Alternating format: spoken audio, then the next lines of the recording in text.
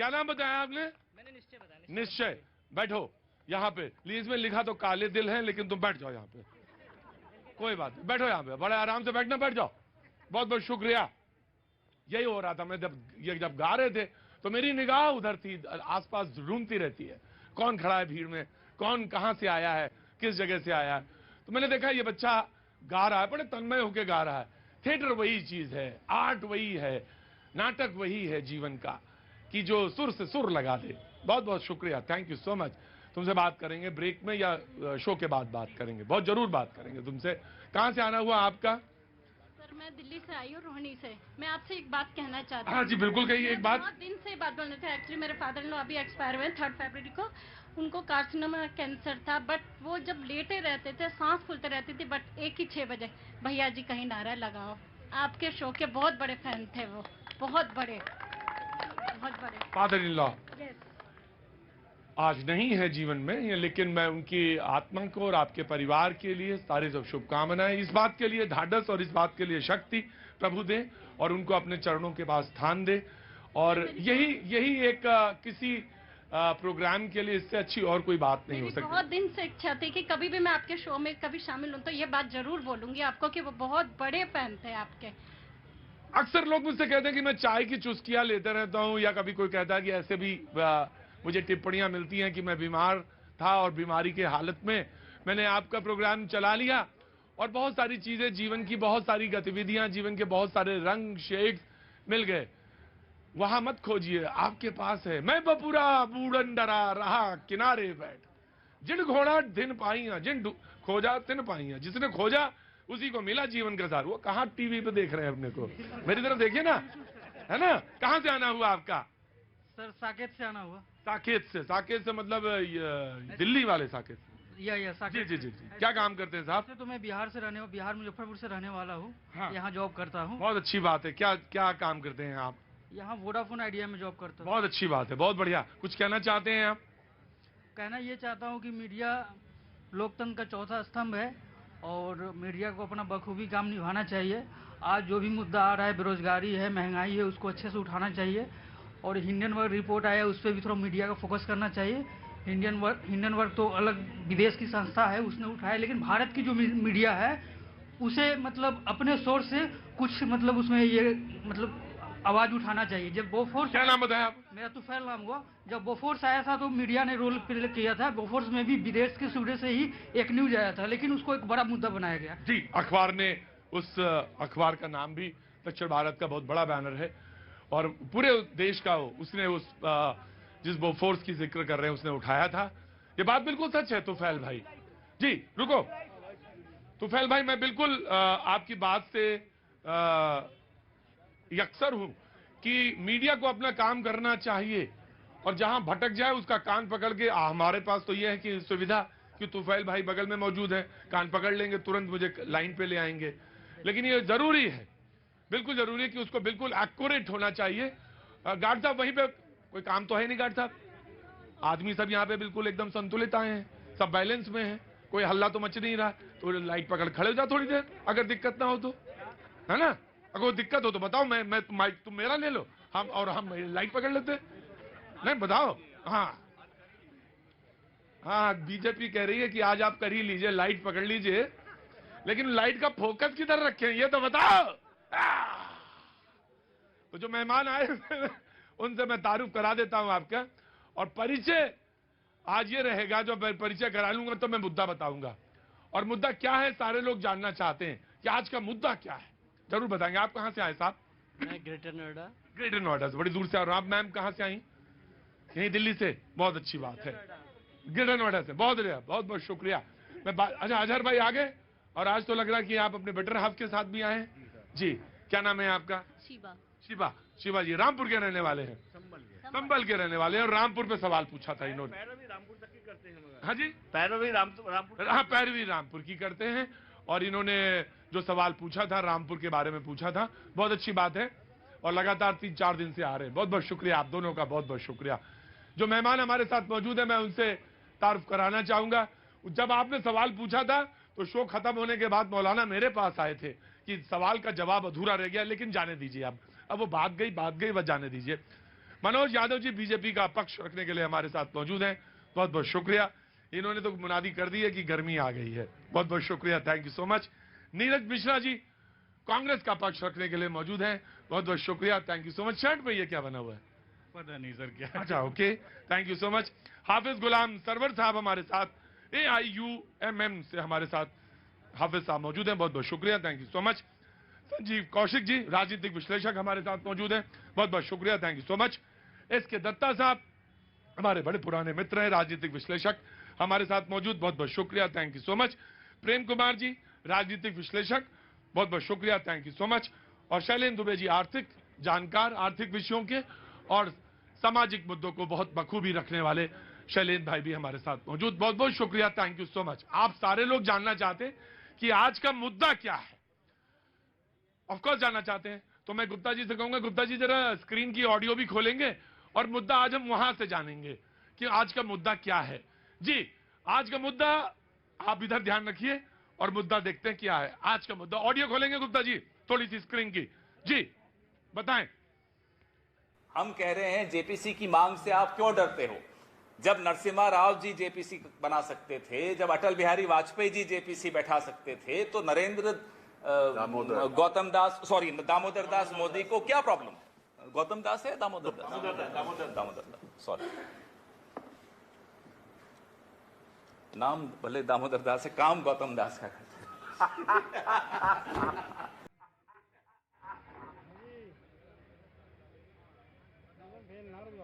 जी तो मुद्दा तो समझ में आ गया ना, समझ में आ गया? हाँ जी, हाँ ऐसे लोग बैठा दिए जिनको पीएम का नाम तक नहीं मालूम है, ऐसे प्रवक्ता बिठा, हाँ जी ऐसे प्रवक्ता बिठा के जिन्हें हमारे प्रधानमंत्री का नाम। है जनता मेरी कितनी भोली है, आई लव यू। ना ना ना मजा नहीं आया, कशिश नहीं आई मेरे कहने में आई लव यू।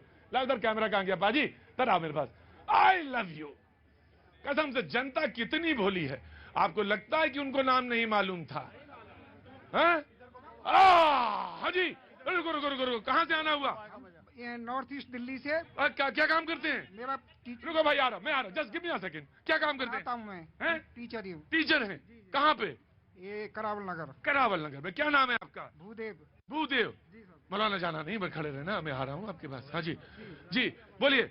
जानते तो सब नाम है, पर उन्हें पीएम का अपमान करना है।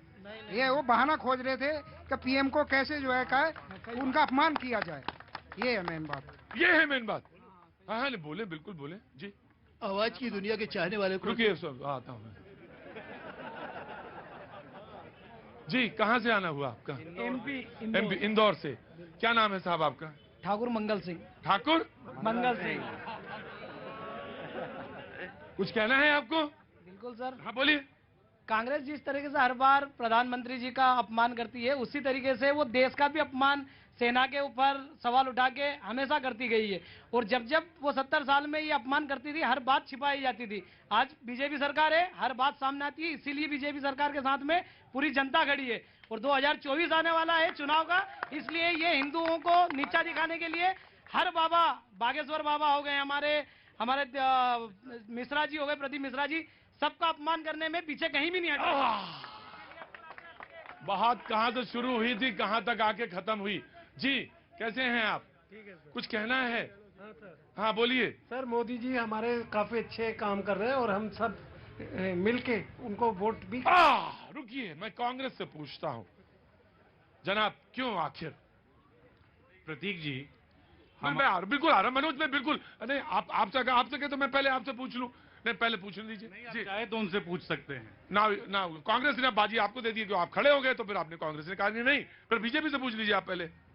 प्रतीक जी, विश्व के सबसे बड़े लोकतंत्र के सबसे लोकप्रिय प्रधानमंत्री को बार बार अपमानित करने का काम, उनके माताजी के ऊपर टिप्पणी करने का काम, उनके पिताजी के ऊपर टिप्पणी करने का काम, उनको नीच जाति का बताने का काम, और 2007 में सबसे पहली बार अगर इस तरह की परंपरा का अगर किसी ने शुरुआत की है, सोनिया गांधी जी ने की है, मौत का सौदागर उनको बोल करके। इनके मल्लिकार्जुन खड़गे जी उनको रावण बोलते हैं। क्या क्या अब शब्दों से नहीं नवाजा जाता है? उसका एक ही मूल कारण है, वो समझ लेना चाहिए। उसका मूल कारण है कि कांग्रेस पार्टी जो देश को जागीर समझती है, वो जो सामंती सोच की पार्टी है, वो पचा नहीं पा रही है गरीब का बेटा देश का प्रधानमंत्री। जी जनाब।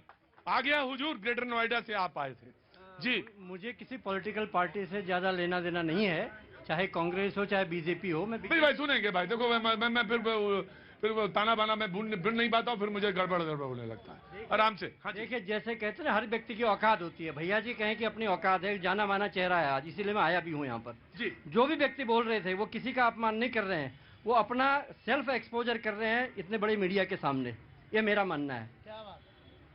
इसमें हमें मोदी जी का अपमान या किसी का प्रशंसा नहीं समझ में आती है। वो अपना सेल्फ एक्सपोजर कर रहे हैं इतने बड़े मीडिया के सामने। जी, वो अपना सेल्फ जो उनका डिस्ट्रक्शन है, या जो डिस्ट्रक्शन ही वर्ड यूज करूंगा, वो ये यूज कर रहे हैं। नमस्ते बाबूजी, कहां से आना हुआ आपका?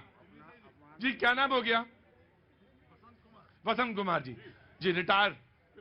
बहुत अच्छी बात। तो रिटायर भी 2005 में। हाँ, तो ठीक है। अभी तो स्टैक में आ गया जी। फोटो खिंचवा, मैं फोटो खिंचवाता हूँ आपसे। तो और क्या, अभी सैकड़ा मारना है ना। 2005 में रिटायर हुए, बस मेरे पिताजी से 1 साल पहले हुए रिटायर। हाँ जी, और क्या?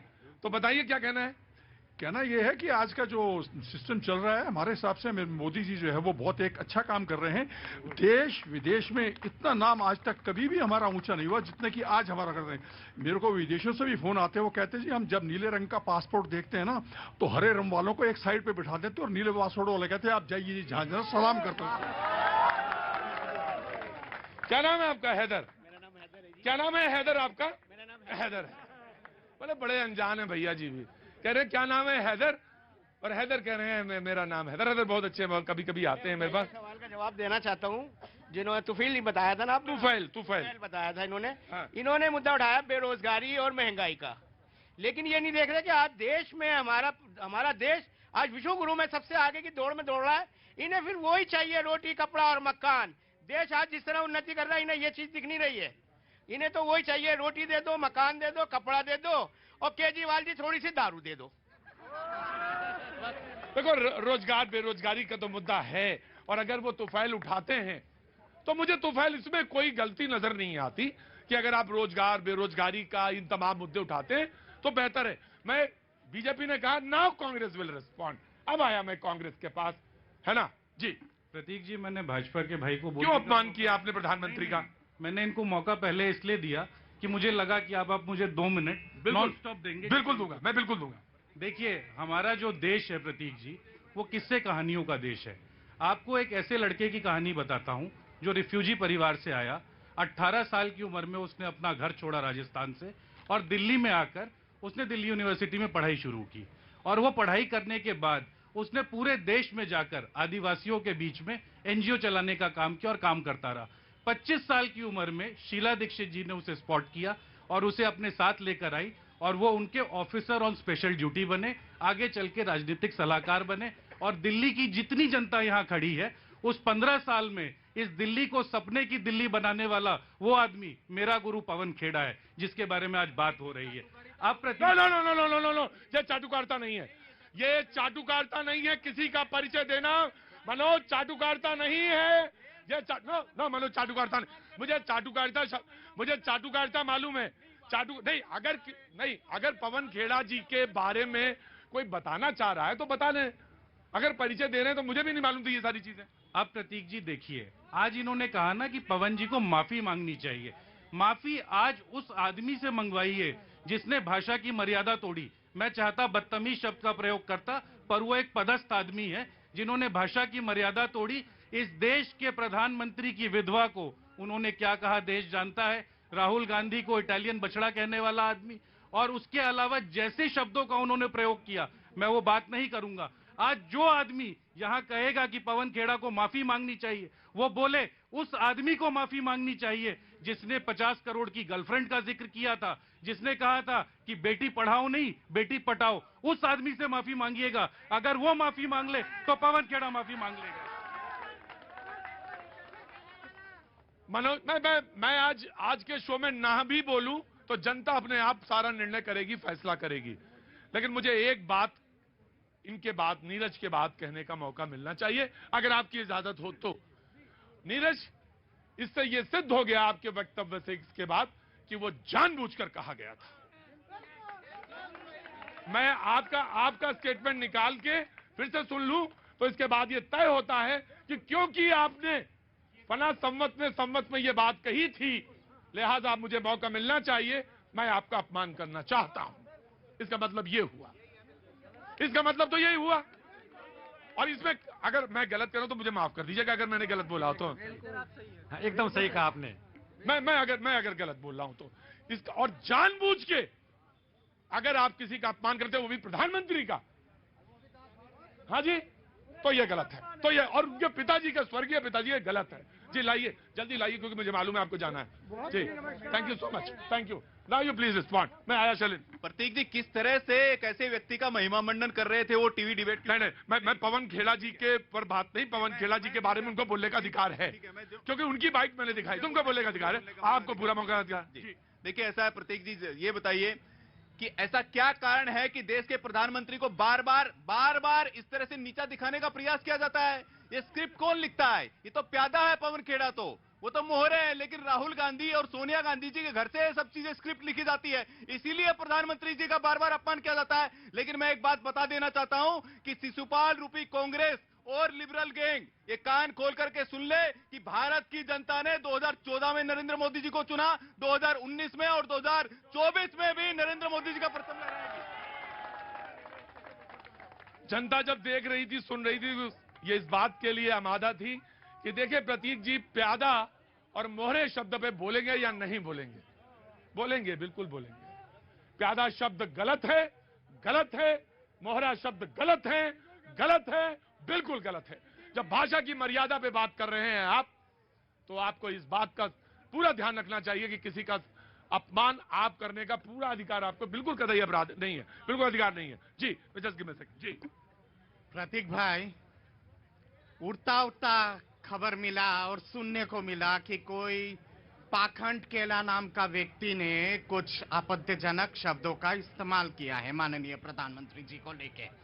जैसे सड़ा हुआ केला से बू आती है, वैसे ही सड़ा हुआ मानसिकता से भी बू आती है। मौत की सौदागर, भस्मासुर, महिषासुर, रक्तवेच, नीच, पता नहीं कितने सारे फिरिस्ती इन लोगों ने एक के बाद कहा। जितने बार कहा उतने बार ही जनता ने धक्का मार के कहा, थोड़ा और करीब हिंद सागर की तरफ जाओ, थोड़ा और करीब हिंद सागर की तरफ जाओ। 24 तक तो हिंद सागर का जो सबसे गहरा गड्ढा है वहां पे जनता डूबा। हर माता की जय। आ रहा हूं अजहर भाई, आ रहा हूं। आओ आगे आओ। आ जाओ। कैसे हैं हुजूर? बहुत बढ़िया। कहाँ से आना हुआ? चांदनी चौक में। हाँ, मैं तो कई बार देखा हूँ, शो में आ जाते हैं। क्या दिखा रहे बार? मैं पहली बार आया हूँ। अच्छा, पहली बार तो नाराज क्यों रहे? आए तो फिर आप आना, बराबर आना। और अगर अच्छा नहीं लग रहा कुछ? नहीं, आप अच्छे लग रहे हैं। मैं तो अच्छा लगूंगा मैं तो अच्छा लगूंगा ही, लेकिन मैं आपसे कह रहा हूँ कि आप भी बराबर आना। ऐसा नहीं आपका चाय वाय पिलवाए, पानी नहीं। लाओ पानी लाओ गार्ड साहब। हाँ, पानी लाओ जी। ऑफकोर्स जनाब मैं आया। जब गिव मी अ सेकंड जी। देखिए, राजनीतिक वर्ण व्यवस्था के शीर्ष पर बैठा हुआ व्यक्ति, वो तो उनसे गलती हो ही नहीं सकती। वो तो जो खिलाफ में बोल रहे हैं दूसरे लोग हैं, वही देश का अपमान करते हैं, वही प्रधानमंत्री का अपमान करते हैं। आप देखिए, हमारे पैनलिस्ट मित्र ने पाखंड खेड़ा बोल दिया, लेकिन ये अपमान नहीं है। इससे बहुत एक मिनट साइलेंस। हाँ जी। बहुत सारी बातें अतीत की गिनाई गई। हमारे नरेंद्र मोदी जी बोलते रहे हैं, कभी उस पर डिबेट नहीं हुई कि किसी का अपमान हुआ, स्त्री का अपमान हुआ, बेटियों का अपमान हुआ, महिलाओं का अपमान हुआ। लेकिन बोलने में मैं ये मानता हूं कि जो पवन खेड़ा जी ने कहा, इनको क्लियर करना चाहिए कि इट वाज अनइंटेंशनली, और अगर इंटेंशनली है तो वो स्वागत योग्य नहीं हो सकता। ये परंपरा टूटनी चाहिए कि हम किसी का अपमान करें। आई एग्री, फुली एग्री कि ये परंपरा टूटनी चाहिए, लेकिन तोड़ेगा कौन वो परंपरा? सवाल ये है। हाँ, यही तोड़ेंगे जी। कहाँ से आना हुआ? मैं दिल्ली से आई हूँ, नांगलोई। क्या नाम है आपका? मेरा काव्या जी, बहुत सुंदर नाम है। बताइए क्या कहना चाहती हैं आप? सर, आप मुझे बहुत स्वीट लगते हो। मुझे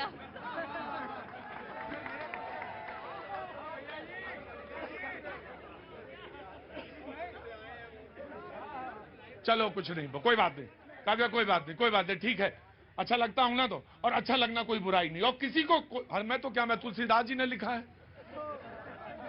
और जब रामचंद्र जी आ रहे हैं और जानकी उनको देखती हैं तो पंक्ति लिखी है तुलसी ने, और वही मेरा हाँ बिल्कुल, मैं आ रहा हूँ जी, कोई बात नहीं, just give me a second. Shailendra ji. Prateek ji, उस बहन ने जो आपकी तारीफ की, भाव अच्छा है, बहुत अच्छा भाव है, मैं उसका स्वागत करता हूँ जी। और मसला यही है, प्रताप नारायण मिश्र का जो लेख है बात के ऊपर, और मैं एक मुहावरा आपके सामने रख के अपनी बात शुरू करता हूँ। बातें हाथी पाई है, बातें हाथी पांव। पूर्व में राजाओं के दरबार में बात इस तरह रखें तो इनाम स्वरूप आपको हाथी मिल जाता था, और अगर आप इस तरह रखें तो दंड स्वरूप आपको हाथी के पांव से कुचला जाता था। तो वो राज दरबारी मानसिकता के लोग आज निरंतर, देखिए, आदर्श वार्ता की स्थिति पैदा हो जाए बहुत अच्छी बात है, लेकिन यदि अपराध हो गया है तो आपको उसकी विवेचना उसके अनुसार करनी पड़ेगी। उदाहरण के तौर पे मान लीजिए आप मुझे एक थप्पड़ मारते हैं और मैं आपका एक बांह काटता हूं, दोनों की सजा बराबर तो नहीं हो सकती श्रीमान। आपको अगर हो गई है तो उसकी टॉपिक पे आइए, मुद्दे पे आइए, बिल्कुल सीधा सीधे पे। एक भाषा सीधे तौर पर प्रहार करना और एक अलंकृत भाषा होना, दोनों में जमीन और आसमान का अंतर है। ये पवन खेड़ा जी कांग्रेस के मीडिया प्रमुख है, पब्लिसिटी प्रमुख है, और एक मौजूदा पद पर प्रधानमंत्री। उससे पूर्व में नरसिम्हा राव जी, अटल बिहारी वाजपेयी जी, नरेंद्र दामोदर दास या नरेंद्र गौतम दास, कुछ कौन बोला? हाँ जी, घमंड, कांग्रेस का घमंड जनता ने चूर चूर करा है, तो सुन ले क्या सुन लिए? अरे जनता है जो 24 में गड्ढे में डाला है ना, सब में गड्ढे, कैमरा के आगे बोल रहा हूँ, अपने पवन खेड़ा दलाल को समझाओ। इन लोगों को बोलिए, इस तरीके से बात नहीं होती है, ऐसे लोगों।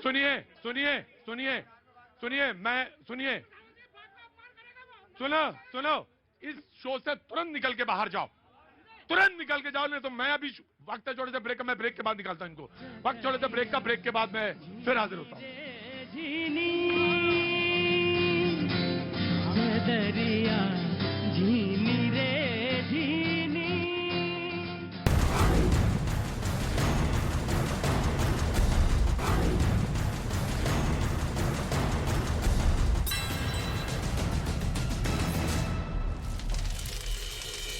निशान के विवाद के मामले में सुप्रीम कोर्ट में कल होगी सुनवाई। सुप्रीम कोर्ट के वरिष्ठ वकील अभिषेक मनु सिंघवी और कपिल सिब्बल ने मामले में जल्द सुनवाई की मांग की।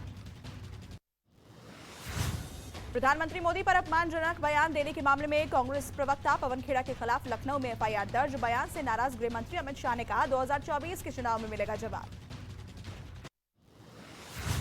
लाहौर में जावेद अख्तर ने पाकिस्तान को लताड़ा, कहा हमारे देश में हमला करने वाले आपके मुल्क में खुलेआम घूम रहे हैं। फैज फेस्टिवल में हिस्सा लेने पहुंचे थे जावेद अख्तर। एनआईए ने गैंगस्टर सिंडिकेट के खिलाफ की बड़ी कार्रवाई। दिल्ली, पंजाब समेत 70 से ज्यादा जगहों पर की छापेमारी। लॉरेंस बिश्नोई, नीरज बबाना, काला जठेरी गैंग के ठिकानों पर हुई रेड। यूफ्लेक्स ग्रुप पर आयकर विभाग की बड़ी कार्रवाई। नोएडा के हेड ऑफिस समेत देश भर में 64 ठिकानों पर छापेमारी। हवाला और लेन देन में गड़बड़ी का आरोप। जम्मू कश्मीर के अनंतनाग में आतंकी गतिविधि से जुड़े लोगों के खिलाफ कड़ी कार्रवाई। आतंकवाद से जुड़े मामलों को लेकर स्टेट इन्वेस्टिगेशन एजेंसी ने एक्शन लिया और कई इलाकों में छापेमारी की गई। राजस्थान के श्रीगंगानगर में भारत और पाकिस्तान सीमा के बीएसएफ ने एक ड्रोन को मार गिराया। ड्रोन के जरिए की जा रही थी ड्रग्स की तस्करी। गायक सोनू निगम के साथ धक्का मुक्की मामले में पुलिस ने दर्ज किया केस। विधायक के बेटे पर आरोप। कल मुंबई में कार्यक्रम के बाद हुई थी धक्का मुक्की। सोशल मीडिया इन्फ्लुएंसर सपना गिल ने क्रिकेटर पृथ्वी शॉ और उनके दोस्त के खिलाफ दर्ज कराई शिकायत। सपना पर पृथ्वी शॉ से मारपीट का है आरोप। कल ही जमानत पर रिहा हुई सपना गिल। दिल्ली के तिहाड़ जेल की सुरक्षा व्यवस्था और बढ़ाई गई। 75,000 सीसीटीवी के जरिए कैदियों की हर गतिविधि पर रखी जा रही है नजर। झारखंड के धनबाद में भीषण आग ने कहर बरपाया। आग में जलकर राख हुई दुकानें। लाखों रुपए की संपत्ति का हुआ नुकसान। महाराष्ट्र के नागपुर में गैस सिलेंडर में हुआ ब्लास्ट। धमाके के बाद 2 घरों में लगी भीषण आग। कड़ी मशक्कत के बाद आग पर काबू पाया गया। हरियाणा के मेवात में दो पक्षों के बीच हुई पत्थरबाजी। पथराव में 10 से ज्यादा लोग हुए घायल। कार्रवाई करते हुए पुलिस ने कई लोगों को हिरासत में लिया। उत्तर प्रदेश के कौशांबी में दो गुटों में विवाद के बाद ताबड़तोड़ फायरिंग। गोलीबारी का वीडियो हुआ वायरल। उत्तर प्रदेश के उन्नाव में एक मामूली विवाद को लेकर दो गुटों के लोग आपस में भिड़ गए, जिसके बाद जमकर मारपीट हुई। घटना का वीडियो वायरल हुआ। हरियाणा के यमुनानगर के बीडीपीओ दफ्तर में दो पक्षों के बीच जमकर मारपीट। पंचायत जमीन की पैमाइश को लेकर भिड़े दोनों पक्ष। फरीदाबाद में एक युवक के साथ मारपीट और कार में जबरन डालकर अपहरण करने का मामला आया सामने। पुलिस ने इसे ट्रांसपोर्टर और ड्राइवर के बीच का विवाद बताया। मध्य प्रदेश के इंदौर से हैरान कर देने वाला मामला सामने आया। वहां एक लड़के पर कॉलेज की प्रोफेसर पर पेट्रोल डालकर जिंदा जलाने का आरोप लगा है। डॉक्टरों ने उनकी हालत नाजुक बताई है। उत्तर प्रदेश के औरैया में कार्यक्रम के दौरान एक आदमी की गोली मारकर हत्या। गांव वालों ने पीछा करते हुए बदमाश की पीट कर हत्या की। असम के गुवाहाटी में पति और सास की हत्या के आरोप में महिला गिरफ्तार। शव के टुकड़े कर फ्रिज में रखने का आरोप। 7 महीने पहले वारदात को दिया गया अंजाम। पंजाब के अंबाला में पुलिस ने सॉल्वर गैंग का पर्दाफाश किया। सॉफ्टवेयर की मदद से लोगों को अवैध रूप से परीक्षा पास कराते थे। मामले में 10 आरोपी गिरफ्तार। ओडिशा के गंजाम में रेलवे स्टेशन पर आरपीएफ जवान ने यात्री की बचाई जान। चलती ट्रेन से उतरने के दौरान गिरा आदमी। सीसीटीवी में रिकॉर्ड हुई घटना। उत्तर प्रदेश के इटावा में हादसे का शिकार हुई यात्रियों से भरी बस। एक की मौके पर हुई मौत। कई लोग गंभीर रूप से घायल। फरवरी में ही देश के कई इलाकों में पारा पहुंचा 30 से 40 डिग्री के पार। मौसम वैज्ञानिकों ने जताई सऊदी अरब के मक्का जैसी गर्मी पड़ने की आशंका। जम्मू कश्मीर के पुंछ में सेना ने लगाया मेडिकल कैंप। ग्रामीणों को मुफ्त जांच और इलाज की सुविधा दी गई। उत्तराखंड में भी गोवा, मणिपुर और केरल की तर्ज पर पर्यटन पुलिस को तैनात करने की तैयारियां। उत्तराखंड पुलिस मुख्यालय ने राज्य सरकार को एक रिपोर्ट भेजी। हिमाचल प्रदेश की मनाली में पर्यटकों की उमड़ी भीड़। बर्फबारी में स्कीइंग करते नजर आए सैलानी। पैराग्लाइडिंग करते दिखे कुछ पर्यटक। ब्राजील में भारी बारिश और बाढ़ ने जबरदस्त तबाही मचाई। बाढ़ और जमीन खिसकने की वजह से 36 लोगों की मौत। लाहौर हाईकोर्ट से पाकिस्तान के पूर्व प्रधानमंत्री इमरान खान को मिली जमानत। इमरान खान के खिलाफ एंटी टेररिज्म एक्ट के तहत वारंट जारी हुआ था। इमरान खान के जेल भरो आंदोलन की चेतावनी के बाद शहबाज सरकार अलर्ट। लाहौर के 3 इलाकों में अगले 7 दिनों के लिए धारा 144 लागू। आर्थिक संकट के बीच पाकिस्तान को लगा बड़ा झटका। कच्चे माल का आयात नहीं होने की वजह से कई बड़ी कंपनियों ने अपना काम बंद किया। बाइडेन के यूक्रेन दौरे के बाद आज रूस के राष्ट्रपति व्लादिमीर पुतिन करेंगे संबोधित। भारतीय समयानुसार दोपहर 2:30 बजे पुतिन का होगा संबोधन। पुतिन के संबोधन पर पूरी दुनिया की नजर। इजरायल में सरकार के खिलाफ सड़कों पर उतरे लोग। नेतन्याहू सरकार पर लगाया न्यायपालिका की आजादी का गला घोंटकर सारे अधिकार अपने हाथ में रखने का आरोप। अमेरिका के ओहायो में एक फैक्ट्री में आग लगने से मची अफरा तफरी। आग में झुलसने से 14 लोग हुए घायल। मेक्सिको के पुएब्ला में हुआ भीषण सड़क हादसा। 17 लोगों की मौके पर हुई मौत। बस में 45 से ज्यादा लोग सवार थे। जर्मनी के कोलोनिया में शानदार कार्निवाल परेड का आयोजन किया गया। इसमें बड़ी संख्या में लोग शामिल हुए। महिला T20 वर्ल्ड कप में भारतीय टीम ने आयरलैंड को 5 रन से हराकर सेमीफाइनल में बनाई जगह। बारिश की वजह से डकवर्थ लुईस नियम के आधार पर भारत को विजेता घोषित किया गया।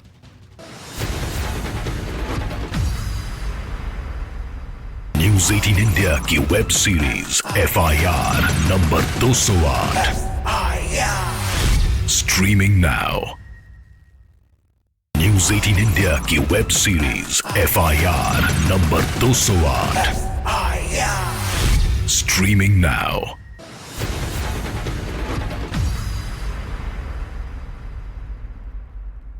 नमस्कार, आप देख रहे हैं देश का number 1 Hindi news channel news 18 India. मैं हूं आपके साथ पूजा और अब देश दुनिया की तमाम अहम खबरों के लिए देखते हैं धमाकेदार 50। तुर्की और सीरिया में एक बार फिर भूकंप के झटके। 3 लोगों की मौत और 200 से ज्यादा लोगों के घायल होने की खबर। भूकंप की तीव्रता रिक्टर स्केल पर 6.4 थी। उसके 3 मिनट बाद दूसरे झटके की तीव्रता 5.8 थी।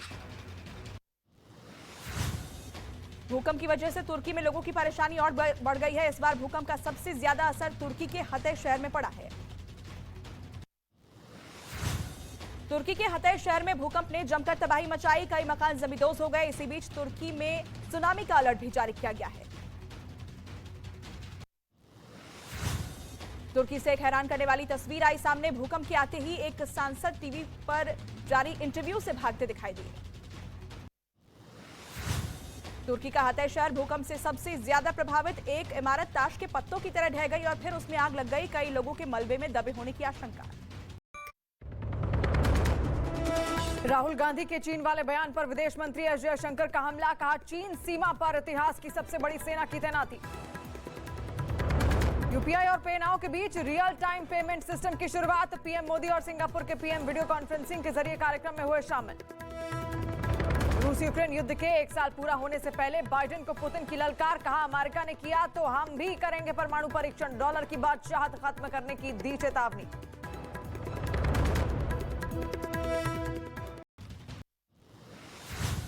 कर्नाटक दौरे पर बीजेपी के राष्ट्रीय अध्यक्ष जेपी नड्डा। चिकमंगलुरु में एक जनसभा को किया संबोधित। पार्टी नेता और बीजेपी के कार्यकर्ताओं के साथ भी की बैठक।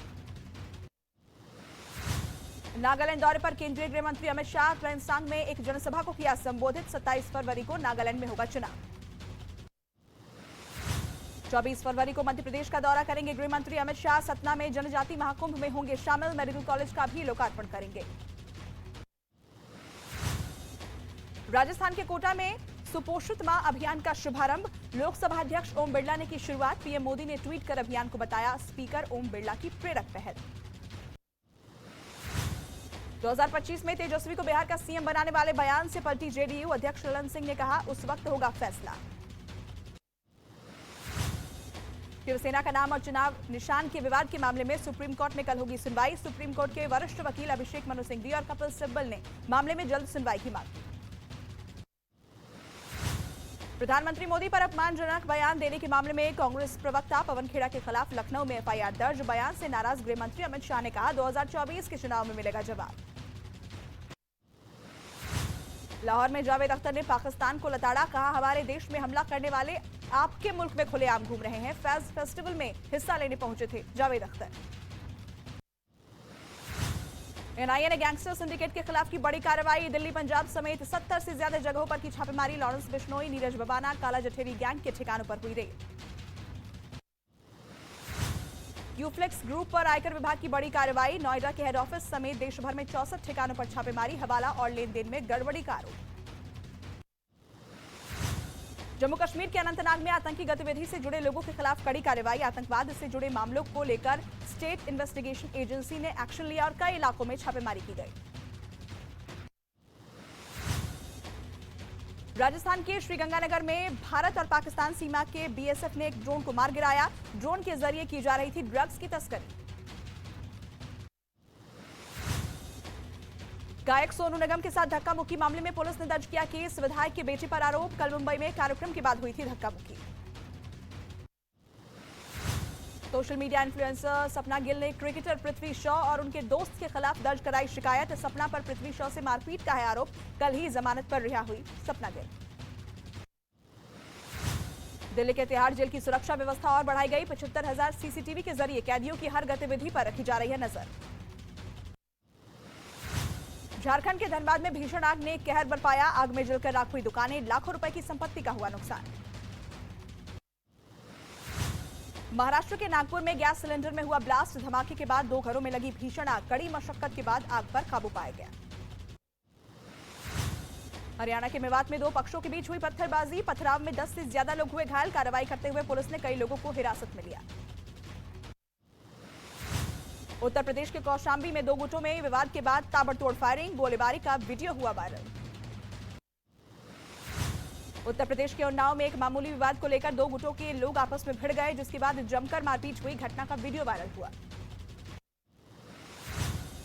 हरियाणा के यमुनानगर के बीडीपीओ दफ्तर में 2 पक्षों के बीच जमकर मारपीट। पंचायत जमीन की पैमाइश को लेकर भिड़े दोनों पक्ष। फरीदाबाद में एक युवक के साथ मारपीट और कार में जबरन डालकर अपहरण करने का मामला आया सामने। पुलिस ने इसे ट्रांसपोर्टर और ड्राइवर के बीच का विवाद बताया।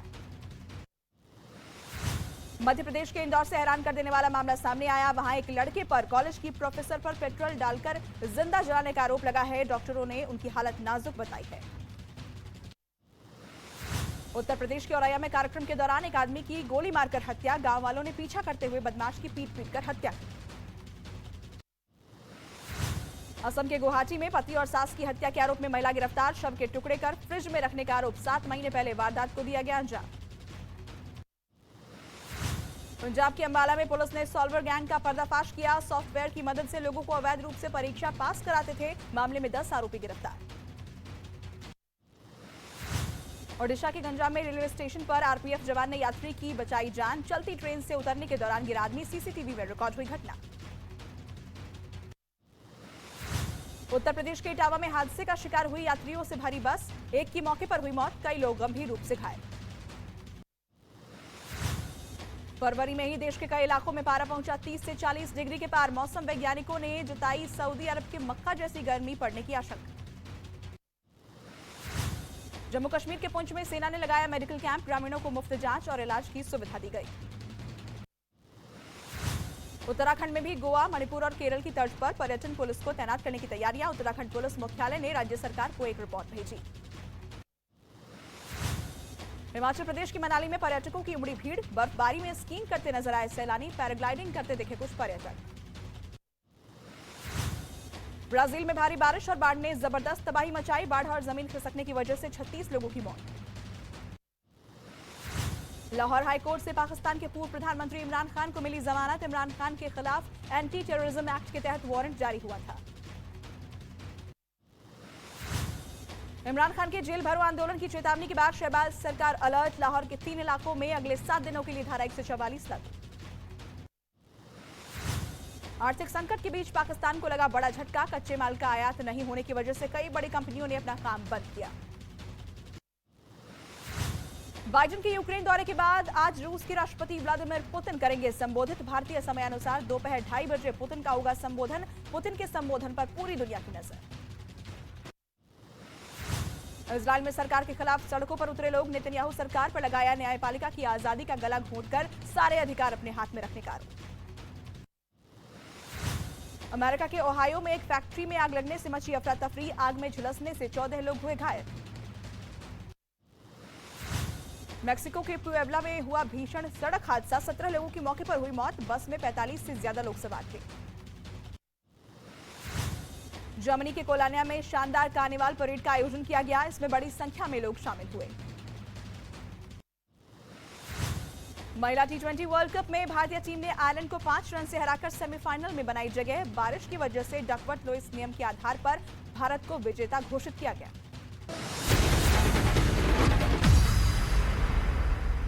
न्यूज 18 इंडिया की web series FIR number 208 streaming now.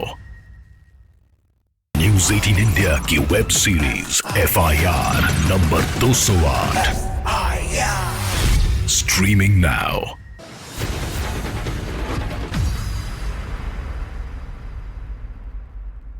नमस्कार, आप देख रहे हैं देश का number 1 Hindi news channel news 18 India. मैं हूं आपके साथ पूजा और अब देश दुनिया की तमाम अहम खबरों के लिए देखते हैं धमाकेदार 50।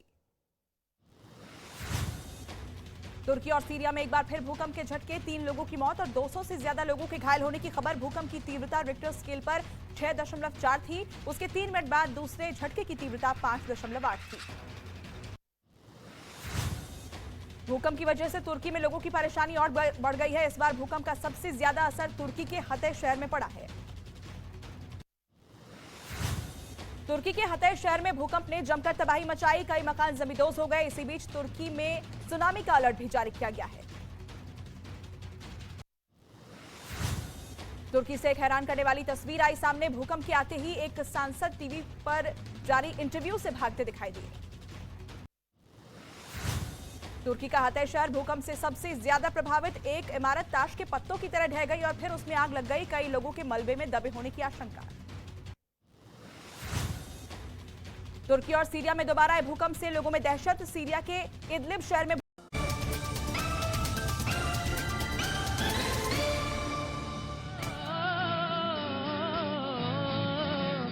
ऐसी बानी बोलिए, सब लोग साथ में गाइए, मन का आपा खोज, ऐसी बानी बोलिए, मन का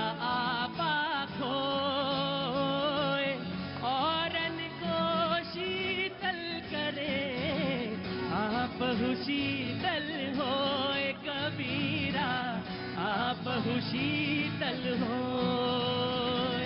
वो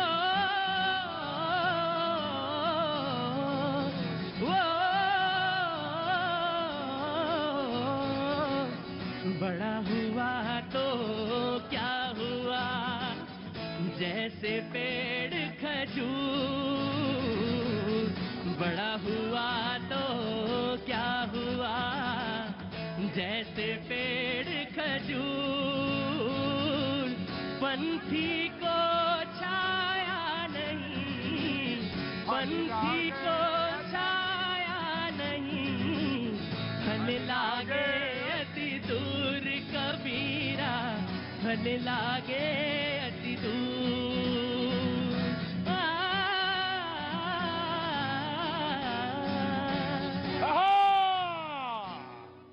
बहुत बहुत शुक्रिया, थैंक यू सो मच। बहुत बहुत शुक्रिया, thank you so much Khanna साहब, thank you so much. AV brothers, thank you so much. Vikas, Akshay, आपका बहुत बहुत शुक्रिया, थैंक यू सो मच। बातचीत के सिलसिले को एक बार फिर से मैं शुरू करता हूं। दरअसल जो बातचीत हो रही थी वो कबीर के बाद में तो वाणी में आपने कह दिया, और इससे बेहतर ना तो मैं कोई सलूशन है किसी के पास, ना तो सलूशन कोई दे सकता है, ना बात कह सकता है। आपने जो बात कही, थैंक यू सो मच। पिछले कई वर्षों से मैं यहाँ पे शो कर रहा हूँ और बहुत सारे लोगों से मिलता हूँ, बात करता हूँ।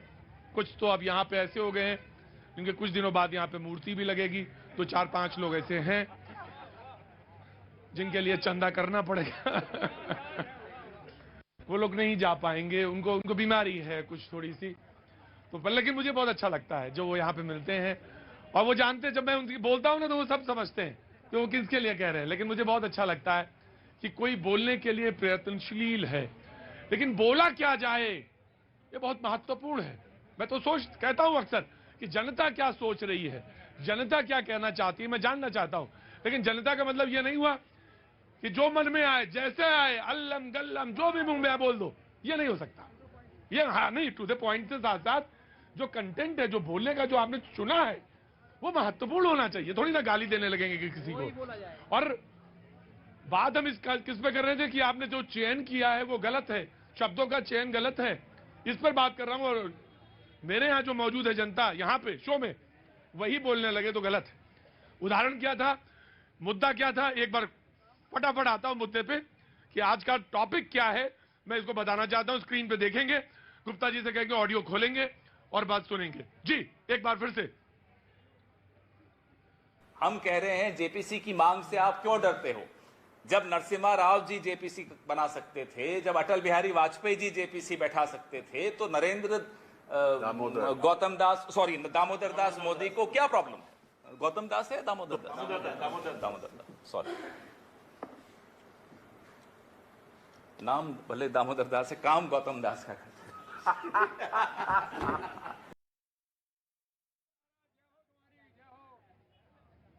जी आज मुद्दा यही है। तो आप किसी चीज को सुधारने जाएं और पता चला आप भी उसी चीज को दोहराने लगे तो नहीं हो सकता। आपको तो शुचिता का ध्यान रखना पड़ेगा। यह बात आपकी बिल्कुल सच है शैलेंद्र जी। जब उन्होंने पूर्व 2 प्रधानमंत्रियों के नाम लिए तो उन्होंने उसकी जगह जी लगाया, उसमें जी लगाया और बड़े माइक्रो लेवल पे आपने उसको चेक किया। मैं संजीव को देता हूं, मैं आप फिर आता हूं आपके पास। जी प्रतीक जी, हर घटना के पीछे कोई ना कोई कारण होता है, उस कारण पे एक नजर डालेंगे। एक बाहर विदेश में बैठा हुआ 95 साल का बूढ़ा एक स्टेटमेंट दे देता है, सुबह से लेकर शाम तक भारतीय जनता पार्टी के तमाम मंत्री उस पर प्रेस कॉन्फ्रेंस। भाई प्लीज सुनेंगे, मैं आता हूं आपके पास। लगातार प्रेस कॉन्फ्रेंस करते हैं। लगातार देश की विपक्ष संसद में खड़ा होकर कहती है कि आपके ऊपर आरोप है कि आपने एक उद्योगपति का समर्थन किया है और उन्होंने गैर कानूनी तरीके से धन अर्जन किए और वो सब डूबता हुआ दिखाई दे रहा है। इस पर स्टेटमेंट दीजिए। तमाम भारतीय जनता पार्टी के प्रवक्ता उस उद्योगपति के प्रवक्ता के जैसे अपनी बात दोहराने लगते हैं और बात रखते हैं। एक स्टेटमेंट नहीं, एक स्टेटमेंट ये जो आता है अभी, मैं उसका तथ्य है इनके पास में। अगर सच्चाई है तो राहुल गांधी ने रखा क्यों नहीं संसद के पटल के ऊपर? झूठ बोल करके माफी मांगना इनका कल्चर बन चुका है। सर्वोच्च न्यायालय में जाके लोग माफी मांगते हैं। लेकिन मैं ये कह रहा हूं, नेतृत्व विहीन और तथ्यहीन और मुद्दा विहीन जो कांग्रेस पार्टी, क्या इस देश के जो अभिमान है, जो हमारे प्रधानमंत्री अभिमान है, जिनके नेतृत्व में आज विश्व भारत का लोहा मान रहा है, क्या उनका बार बार ये लोग अपमान करेंगे? मुझे पता है देश के प्रधानमंत्री हमारे भी अभिमान और स्वाभिमान है। मुझे ये भी पता है कि आज वो नहीं बोलेंगे, लेकिन ये भी पता है कि इलेक्शन के समय वो बोलेंगे कि ये 5-5 किलो जो भर के गालियां मुझे दी जाती है उसका हम खाद बनाएंगे और उस खाद पे वोटों की फसल काटेंगे। मुझे ये भी पता है देश के प्रधानमंत्री ये कहेंगे, लेकिन ये काम नहीं है। ये काम देश के प्रधानमंत्री किसने कहा कि व्यक्तिगत गाली दीजिए? आप मुद्दों की राजनीति कीजिए, आप जनता के मुद्दे, सरोकार के मुद्दे उठाइए, लेकिन ये गाली देना, माँ को अपमानित करना, पिता को अपमानित करना, क्योंकि गरीब परिवार के बेटे हो, ये गाली नहीं है। आप साउथ इंडिया में चले जाएं, आप साउथ इंडिया में चले जाएं, हर व्यक्ति अपने नाम के साथ अपने पिताजी का नाम जोड़ता है। यदि कोई देखिए, कांग्रेस के तरफ से कह रहे हैं कि माफी मांगनी पड़ती है, तो ये तो बहुत अच्छी बात कि कांग्रेस के नेता समय समय पर माफी मांगते हैं। दिल्ली दंगे पर भी माफी मांगी गई, लेकिन गुजरात दंगे पर किसी ने कभी कोई माफी नहीं मांगी। अरे दिल्ली दंगे में प्रतीक जी, मैंने अभी कुछ देर पहले आपके सामने जिक्र किया था, तथ्य के आधार पर जो चीजें सामने आनी चाहिए। पवन खेड़ा जी ने नरेंद्र दामोदर दास मोदी यानी पिता के नाम की जगह गौतम दास, परिप्रेक्ष्य क्या है, संदर्भ क्या है, तुलना गौतम अदानी के साथ जो पिता के तौर पे कर रहे हैं, और तमाम हवाला दिया जा रहा है बोफोर्स कांड का। कोई भी एक ऐसा केस नहीं है जिसको इससे आप कंपेयर कर सके। अगर हिंडनबर्ग एक रिसर्च रिपोर्ट आती है, देश में ऐसा कौन सा कानून है जो हमारे देश की न्यायालय या हमारे देश की संस्थाएं उसको जाके जो है इन्वेस्टिगेट कर ले? जी ठीक है, मैं आ रहा हूं। मैं जनता से एक दो लेना चाहूंगा। जी जनाब जी। बिल्कुल झूठ का बुलंदा है, इसमें कोई भी तथ्य नहीं है, और मोदी जैसा विश्व में कोई भी नेता नहीं है आज की तारीख में। मोदी जैसा ईमानदार, सत्य और संघर्ष वाला व्यक्ति है। उनको जितनी गाली दोगे उतना ज्यादा आगे बढ़ेगा वो। कहाँ से आना हुआ आपका? मैं कश्मीर से। कश्मीर से, तो मैं समझ गया था कश्मीर से हैं आप। कश्मीर में कहाँ से हैं? डिस्ट्रिक्ट कुपवाड़ा से। कुपवाड़ा, डिस्ट्रिक्ट कुपवाड़ा से। क्या नाम हो गया आपका? जी मेरा नाम बिलाल है। बिलाल भाई, मैं आपका बहुत बहुत स्वागत करता हूँ, खैर मकदूम करता हूँ। कुछ कहना चाहते हैं बिलाल साहब? देख रहे हैं, बोले आराम से देखिए। जब मन में हो कुछ बोलने का, कश्मीर का ही कोई इशू चाहे हो तो जरूर बोल दीजिए। वैसे कश्मीर मरा हुआ है, अब वो क्या बोलेगा? जो मरे बोले लोग तो कुछ बोलते नहीं है। क्यों ऐसा क्यों बोलते हैं? इतनी मायूसी के साथ क्यों बोलते हैं? इतनी मायूसी क्यों है? मैं जानना ना, रुको जी, नहीं रुको। मुझे मलहम एक बात बता दें बेटा, भोपाल से आए हो ना या इंदौर से? इंदौर से आए हो। अगर कोई बात कह रहा है तो उसकी बात की तह तक जाना चाहिए, और अगर तुम्हारे बात मलहम नहीं है तो चुप रहो। यही चीज है। मुझे किसी ने एक बात बोली, प्रोग्राम देख रहे थे, थोड़ा सा मैं चाहूंगा कि 1 सेकंड मुझे दें।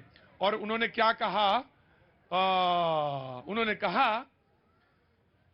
कि ऐसी वैसी बातों से तो बेहतर है खामोश रहना। ऐसी वैसी, उन्होंने कहा कि प्रतीक जी, ये मैं शेर आज आपको देना चाहता हूं, वसीम बरेलवी साहब का शेर है। ऐसी वैसी बातों से तो बेहतर है खामोश रहो, या फिर ऐसी बात कहो जो खामोशी से बेहतर हो, या तो फिर ऐसी बात कहो जो खामोशी से बेहतर हो। आपने कहा, इसलिए मैंने कहा तुम्हें बेटा बात सुना करो। अगर वो कह रहा है कुछ तो कोई पीड़ा तो होगी, और अगर पीड़ा है तो सुननी चाहिए। जी रुको आ रहा हूं। जी बिलाल भाई, क्यों ऐसा कहा? मायूसी, इतनी मायूसी क्यों है कश्मीर में? जी आज कश्मीर के बारे में कोई कुछ बोलता नहीं है। वहाँ क्या हो रहा है, कैसा क्या हो रहा है, वो उसके बारे में कोई नहीं बोलेगा। बस क्या है, मेन मेन्यू, बाकी चीजों पे ध्यान देना है।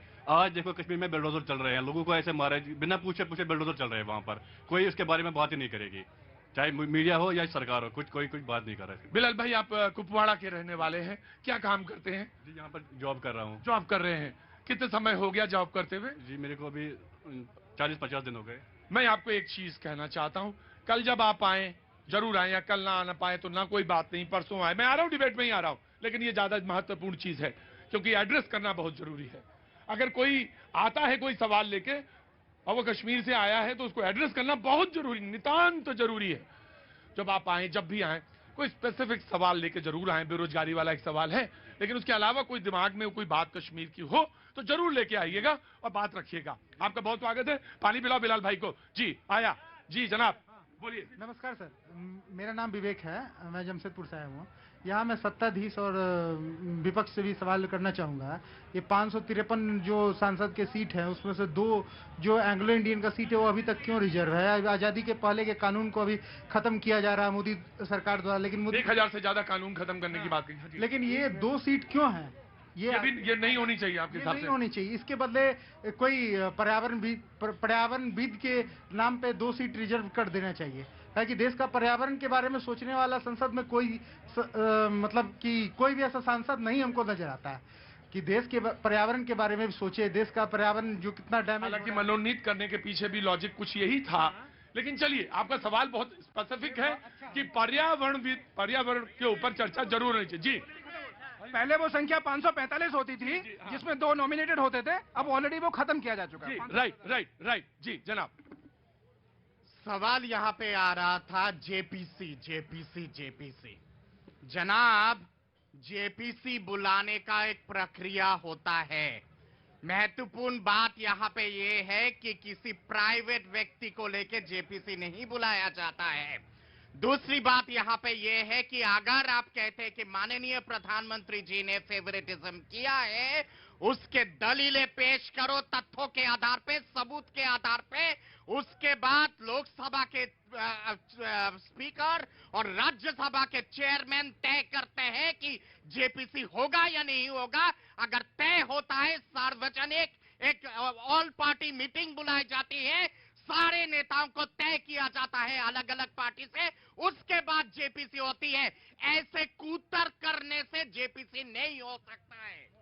प्रतीक जी, ये जो सवाल पूछ रहे हैं ना जेपीसी के ऊपर और तथ्यों के ऊपर, आज उस ईमानदार पत्रकार का क्या किया जाए जो मेहनत कर रिपोर्ट लेकर आता है कि कैसे आज भी एनएससी ने अडानी को निफ्टी 50 के अंदर डाल दिया है, जिसके अंदर एक आम आदमी म्यूचुअल फंड में पैसा डालेगा तो वो अडानी एंटरप्राइजेज में लगेगा बिना उसकी सहमति से। कल के दिन बैंक ऑफ बड़ौदा के एमडी ने कहा कि हम लोग जनता से बिना पूछे वो पैसा अडानी की कंपनी में लगाएंगे, हमें कोई नहीं रोक सकता। आपके जैसा जो ईमानदार पत्रकार है वो क्या करेगा जब पंडोरा पेपर्स, पनामा पेपर्स, 40 देशों के पत्रकारों ने मिलकर वो लिस्ट बनाई कि दुनिया के सबसे बड़े भ्रष्टाचारी कौन, उसमें विनोद अडानी का भी नाम है। तो इन तथ्यों पर कौन बात करेगा? क्योंकि इन्होंने फाइनेंशियल एस्पेक्ट्स की बात की है। बैंक ऑफ बड़ौदा के चेयरमैन ने यह कहा है कि जो प्रेजेंट सिचुएशन को देखते हुए हम अगर लोन किसी भी एंटिटी को सैंक्शन करते हैं तो उसके देखिए शेयर बाजार में उतार चढ़ाव से कोई फर्क नहीं पड़ता। ऑन दी अदर हैंड उसके आज भी सॉवरेन गारंटी है अडानी इंटरप्राइजेस की। इसका मतलब देश के बराबर गारंटी। आप किस तरह का तर्क दे रहे हैं? कुछ तर्क संगत बात करिए। जब तर्क है नहीं तो इस कुतर्क करने लग जाएंगे। प्रतीक जी, अब तर्क की बात कर लेते हैं। क्यों देश के अंदर चलने वाला कोई भी प्राइवेट म्यूचुअल फंड, चाहे वो आईसीआईसीआई हो, चाहे केतन पारेख का हो, चाहे कोई फंड, वो अडानी एंटरप्राइज में पैसा क्यों नहीं लगाता? एलआईसी, एसबीआई, जिसके अंदर देश की जनता का पैसा है, वो पैसा अडानी के अंदर क्यों जा रहा है? कमेटी में तो ये चर्चा आएगी, बिल्कुल आएगी। सुप्रीम कोर्ट में जो बना। प्रतीक भाई, जेपीसी तब होता है जब तथ्य हो। यहाँ पे लाइफ इंश्योरेंस, फिर आपके बैंक ऑफ बड़ौदा के चेयरमैन ने बाकायदा ऑन रिकॉर्ड कहा है कि किसी तरह का धांधली नहीं हुआ है। एक सेकेंड, उसके साथ साथ मैं बोफोर्स का उदाहरण देता हूं। बोफोर्स के समय जेपीसी इसलिए हुआ था क्योंकि उस समय विपक्ष के पार्टी श्रीमान अटल बिहारी वाजपेयी जी ने बाकायदा तथ्य रखे थे सबूत के आधार। पैनल में नीरज पैनल में एक आदमी नहीं बोले। फिल्म में जबरदस्त गिनने लगे, 53 हो गया। 1 घंटा बैठे मौलाना, तुम 1 सेकंड नहीं बोले। चेहरा तो लोगों ने देख लिया। हाय हाय, 1 घंटा मौलाना बैठे रहे। 53, 54, हाँ जी, बहुत शांत से बोल रहे हैं। और ये जब बोलते हैं तो बहुत बढ़िया बोलते हैं। 54 मिनट बैठा रहा वो व्यक्ति चुपचाप। तो साधना तो आप ही नहीं का जो मुझे बोलना था, हाँ। वो तो आपके उस संगीतकार ने पहले ही बोल दिया, ऐसी वाणी बोलिए। वो जो सुनाया गया कबीर के दो है, दोनों पे लागू होता है, सब जगह नहीं, दोनों पे नहीं, सब पर। हाँ। केवल 2 नहीं, तो बहु दलीय व्यवस्था है हमारे यहाँ। हाँ। सब पर लागू होता है और आम जनों पर भी, भारत के लोगों पर लागू होता है। लेकिन दुर्भाग्य से चाहे कपिल सिब्बल जी हो, सलमान खुर्शीद जी हो या पवन खेड़ा जी हो, कपिल सिब्बल, सलमान खुर्शीद या हो पवन खेड़ा, जब जबान खोलेंगे खड़ा होगा बखेड़ा। इसीलिए कांग्रेस के राजनीति में छा रहा है अंधेरा। अगर लाना है सवेरा तो भारत के लोगों के बीच जाकर डालो डेरा। अब बस इतना ही मैसेज है भाई मौलाना। फिर 2024 में जो कथन कहा जा रहा है दूरबीन लगाकर भी दिखेगा सिर्फ अंधेरा। ये सच है, क्योंकि इनके यहाँ जानबूझकर पैसे लेकर इनके प्रवक्ता इस तरह का काम कर रहे हैं। कांग्रेस नहीं मौलाना मैं कह रहा हूँ, अंदर की खबर मैं बता रहा हूँ। कांग्रेस को कांग्रेस के लोग डुबा रहे हैं। सलमान खुर्शीद साहब का बयान जो भी आता है, कपिल सिब्बल साहब का बयान, माइनेज बयान आता, कांग्रेस कभी नहीं पनपेगी। तमाम पुराने चेहरों को जब तक ट्रेडिशनल लीडरशिप एक होलसेल ट्रक में भरिए और रवाना कर दिए अपने अपने घर। नए लोगों को लाइए, 20 से 30 साल के लोगों को लाइए। 18 साल के बाद मतदाता हो रहे हैं ना।